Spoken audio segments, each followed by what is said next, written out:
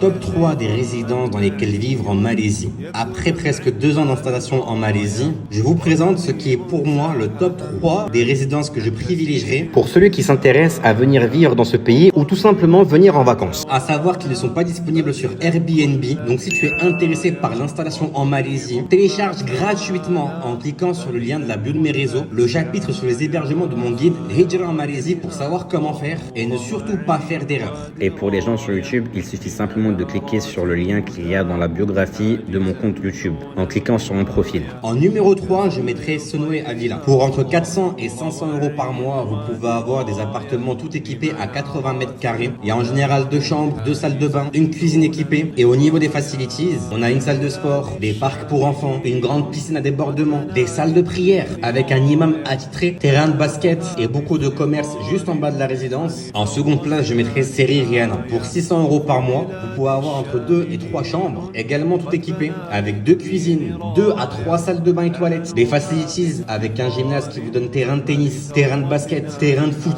une salle de sport mieux équipée, des grands espaces verts, une piscine à débordement qui est gigantesque, un petit café et restaurant dans la résidence, une communauté musulmane très engagée, avec une salle de prière bien plus grande dans la résidence, dans laquelle ils font également le Jumu'ah et Tarawih. Et enfin pour moi la numéro 1, Wang Sanain. Cette fois-ci pour un budget plus élevé, on va être entre 800 et 1000 euros de loyer. Pour moi c'est vraiment la meilleure option pour les familles. Vous pouvez avoir des plus de 200 mètres carrés également équipés, avec des vues incroyables en extérieur et qui vous donneront accès à des facilities comme 2 salles de sport, une énorme piscine, un vrai café et restaurant dans la résidence, un énorme terrain de tennis, terrain de basket, skatepark, un parc aquatique pour enfants, un rooftop qui donne vue sur quasiment toute la ville de Kuala Lumpur, la communauté musulmane qui est extrêmement engagée ici aussi, avec une salle de prière bien plus grande dans laquelle ils font venir souvent des étudiants en sciences qui ont pu étudier à Médine ou en Égypte, venir donner des cours, faire le Jumu'ah ou même assister au Tarawih lors de ces événements. La résidence est également juste en face d'un centre commercial et juste à côté d'une ligne de métro qui envoie directement dans les points clés de la ville de Kuala Lumpur, la capitale de la Malaisie. Donc si tu veux comprendre comment louer un appartement dans une de ces résidences, télécharge gratuitement le chapitre sur les hébergements de mon guide Hijra en Malaisie en cliquant sur la bio de mes réseaux.